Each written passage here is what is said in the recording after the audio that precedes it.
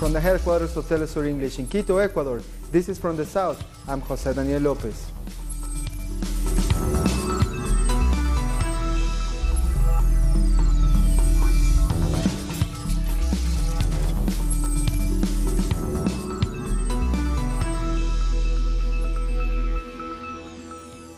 Peruvian police have clashed with protesters who marched to demand the arrest of former President Alan Garcia.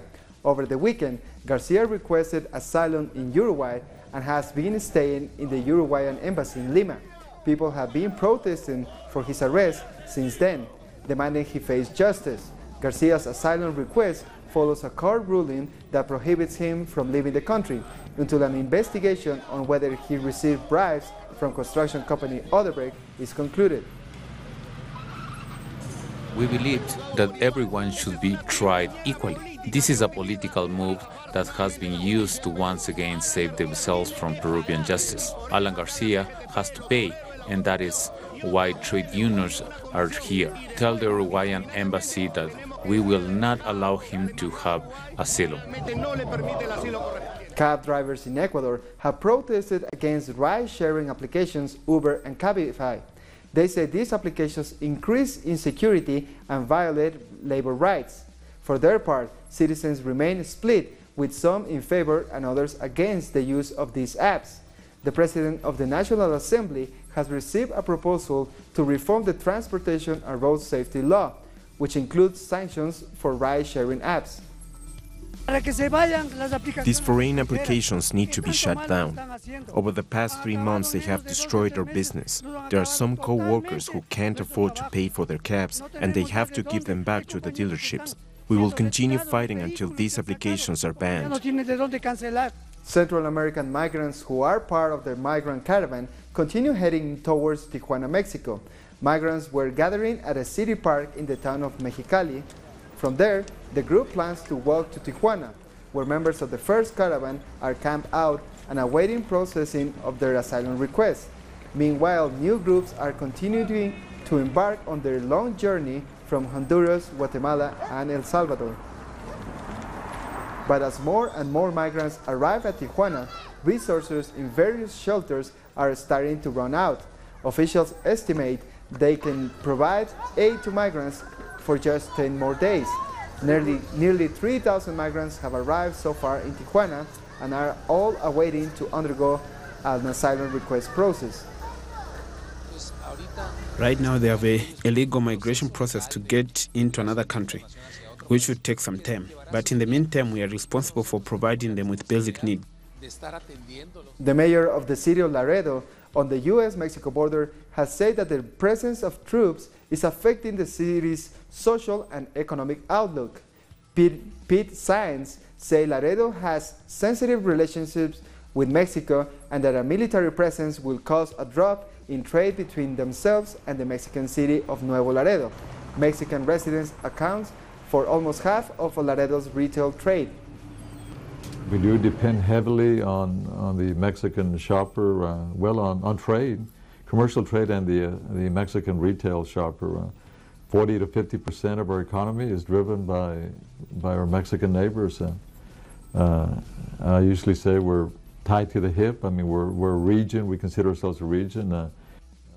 Still in the U.S., following the CIA's findings that pointed that Saudi Crown Prince Mohammed bin Salman is being behind the murder of journalist Jamal Khashoggi, U.S. President Donald Trump has defended his country's relations with the Kingdom of Saudi Arabia, while also casting doubt over the CIA's findings. Because it's America first for me. It's all about America first. We're not going to give up hundreds of billions of dollars in orders and let Russia, China, and everybody else have them. It's all about, for me, very simple. It's America first. Saudi Arabia, if we broke with them, I think your oil prices would go through the roof. I've kept them down. They've helped me keep them down. They didn't make a determination. And it's just like I said, I think it was maybe he did, maybe he didn't. They did not make that assessment. The CIA has looked at it. They've studied it a lot. They have nothing definitive. And the fact is, maybe he did, maybe he didn't. If you look at Iran, what they've done, they've been a bad actor. You look at what's happening in Syria with Assad, with hundreds of thousands of people killed. We are with Saudi Arabia. We're staying with Saudi Arabia. And by the way, just so everybody, I have no business whatsoever with Saudi Arabia. Couldn't care less. And United States Secretary of State Mike Pompeo has said that a strong response to the murder of Jamal Khashoggi could harm what he called the long and historic relationship between the U.S. and Saudi Arabia. So as the President said today, the United States will continue to have a relationship with the Kingdom of Saudi Arabia. They're an important partner of ours. We will do that with the Kingdom of Saudi Arabia, its people. That is the commitment that the President made today. It's that straightforward. By the way, this is a long, historic commitment and one that is absolutely vital to America's national security. Moving on to Chile, security forces clashed with the students and pro-indigenous activists during a protest in front of the presidential palace. Police vehicles fired water cannons at protesters who were calling for the resignation of Interior Minister Andrés Chadwick.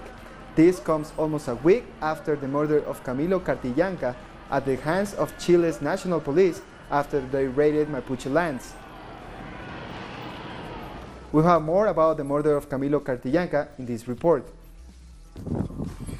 It took just until the media left the Mucucuy community for police to once again raid the area.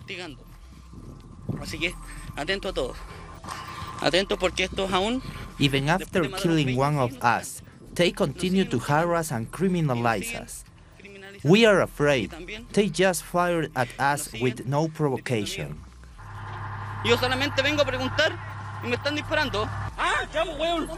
6 people were wounded, among them a pregnant woman who had to be rushed to the hospital. These people say they can no longer tolerate state terrorism.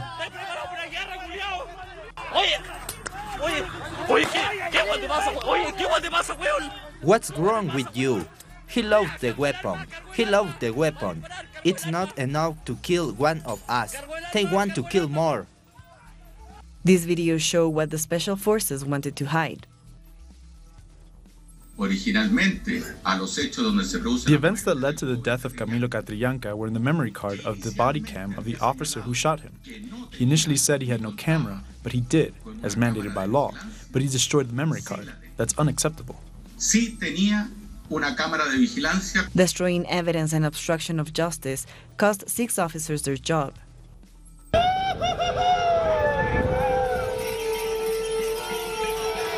But mourners know who is responsible for Camilo's death. Chadwick and Mayo must leave their post. They are responsible for what happened. They treated my child as a criminal. We will not accept this. The government must admit this was a massacre. The Interior Minister was in a rush to avoid more questions about murder number 16 of a Mapuche, under what is supposed to be a democracy. We'll take a short break now. Join us again after this.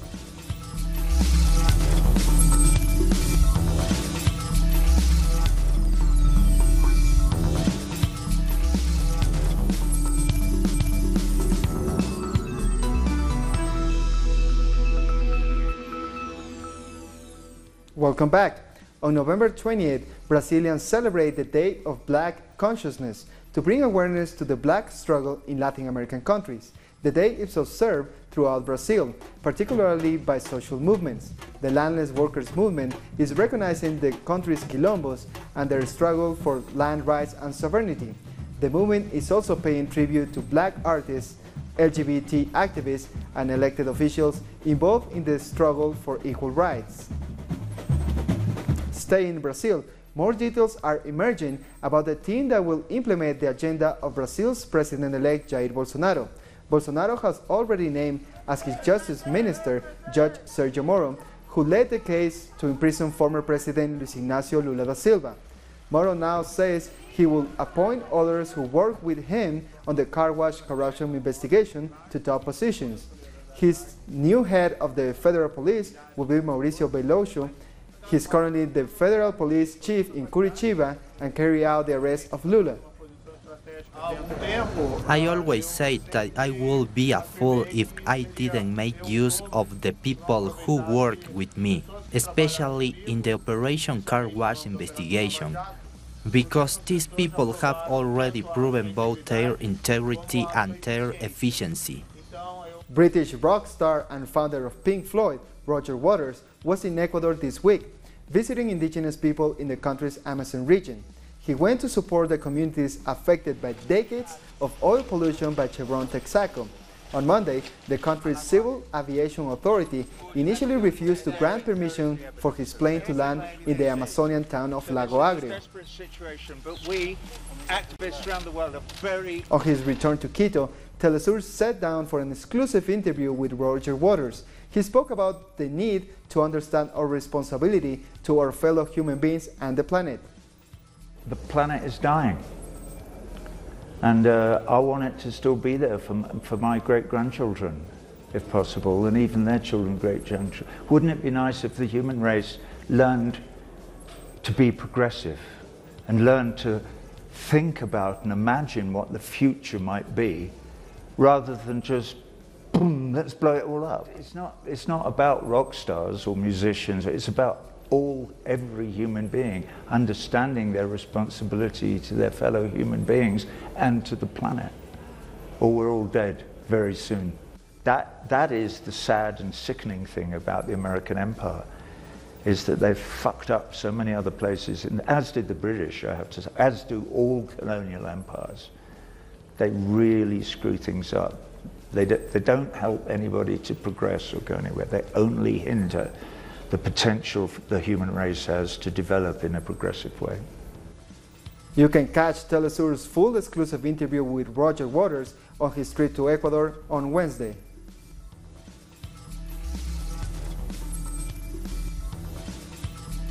The government in Colombia has agreed to resume talks with student movements after 40 days of a general strike that demand an increase in the education budget. Our correspondent in Bogotá, Paola Fernández, brings us more. Cordial saludo para usted y para todos los televidentes. Talks have restarted between public education representatives and the Colombian government.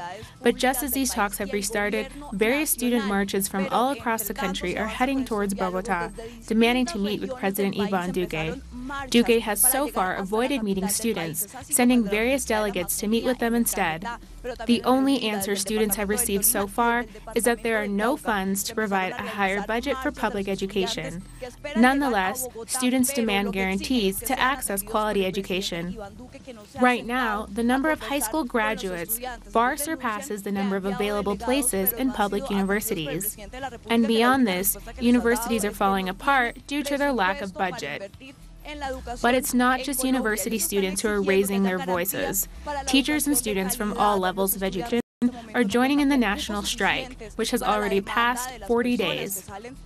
Transport unions also announced they will be joining student organizations and indigenous communities in the strike on November 28th.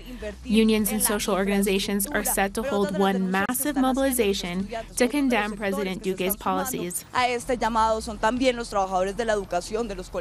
The second day of the first Worldwide Forum on Critical Thinking took place on Tuesday in Argentina, a week ahead of the G20 meeting in that country. The theme of the event is fighting for equality, social justice, and democracy. During the four-day meeting, leaders are discussing social issues affecting the region. Political scientists and members of the Spanish party Podemos, Juan Carlos Montenegro, sat down with the Vice President of Bolivia, Alan Garcia, who expressed his optimism for the left in Latin America. I'm convinced that this won't last, that the long neoliberal night will turn out to be a short one.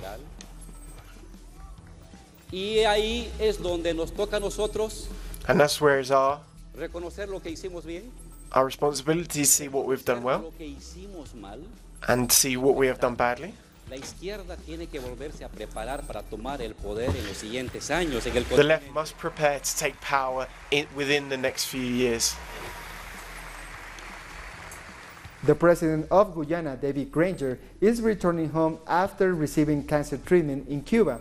According to a press statement, President David Granger's medical team has given approval for him to return home. He has reportedly shown a positive response to the medical treatment he received for non-Hodgkin's lymphoma. On Monday, Barbados Prime Minister Mia Mottley spoke at the Inter-Parliamentary Exchange with gender equality advocates. She told those in attendance that gains secured by the few cannot be counted as gains achieved by all. That those things have now to translate themselves to the basic aspects of the Sustainable Development Goals, but at the level of our communities. Because if we achieve that, we've effectively achieved a large measure of sustainable development. There can be no sustainable development that precludes the progress of women. There can be no sustainable development that is premised on discrimination. There can be no sustainable development that precludes opportunity. More news in a minute. Stay with us.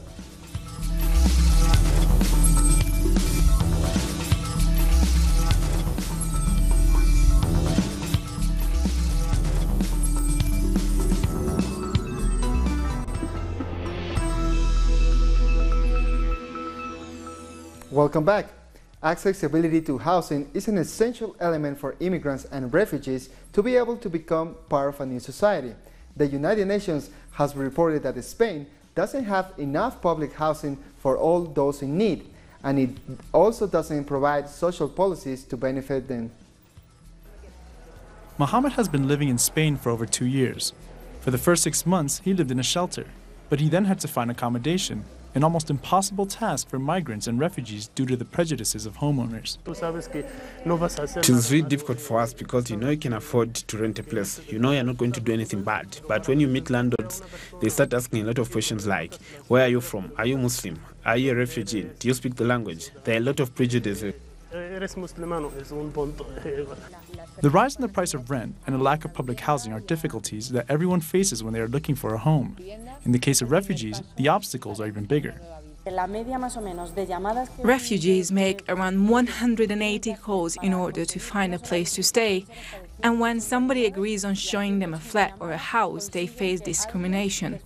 They get the same response from landlords: "I'm very sorry, I do not want to rent to foreigners."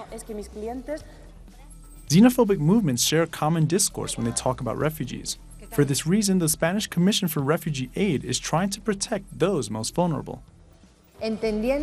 They ask refugees for more and more requirements in order to rent a place. Sometimes, instead of requiring a 1 or 2 months deposit, they ask for a 5-month deposit, which is a clear violation of the most fundamental human rights and the right of access to housing. In Spain, asylum seekers receive financial assistance for a few months to pay the rent, a guarantee that many other tenants do not offer. Mohammed denounces that ignorance is the main barrier to finding a home. The media only shows images of refugees who are jumping into the ocean, but does not go deep about why they are here, why they left their homes, their families. NGOs highlight that government bodies where complaints can be made are there only symbolically, and that these authorities can't do anything legally. This is why this campaign seeks to end the criminalization of migrants and allow them to access good living conditions. Fighting between Saudi-led coalition forces and Houthi rebels in Yemen has escalated around the port of Hodeida despite calls for a ceasefire by the UN. A spokesperson for the Saudi-led coalition said they rejected the ceasefire and will continue carrying out military operations. The war between the US-backed Saudi coalition and Houthi rebels has killed tens of thousands of people and pushed millions to the brink of starvation. Coalition has now advanced the battle line to 4 kilometers from Hodeida harbor and 3 kilometers from the center of Al-Hodeida.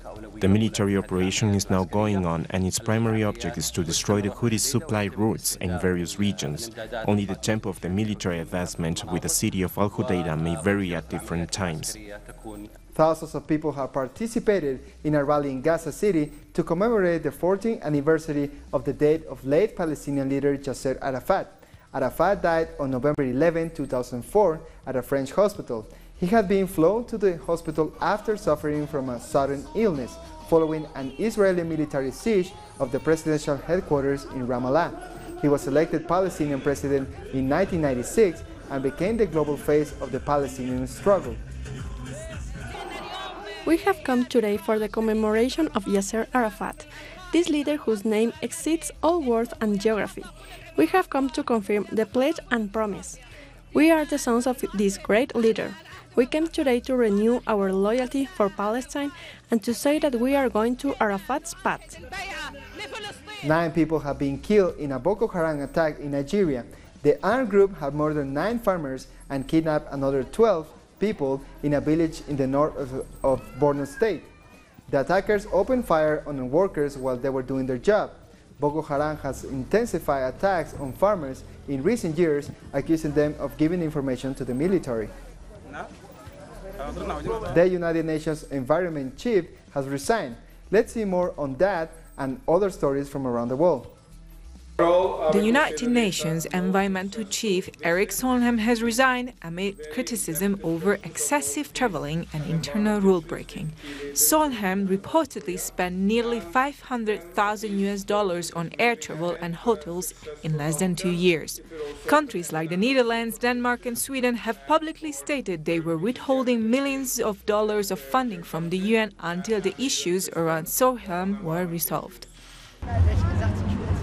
French nurses have taken to the streets of Paris to protest against healthcare reform imposed by the government of Emmanuel Macron.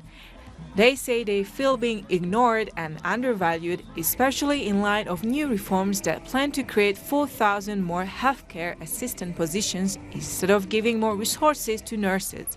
This is the latest protest against President Macron's proposed reforms. The population is aging. There are nurses here, and we need to recognize their capabilities. And we also need to know how to adapt in light of the situation. That isn't happening, and that's why we're not represented in the health plan that the government has presented. They've completely forgotten us.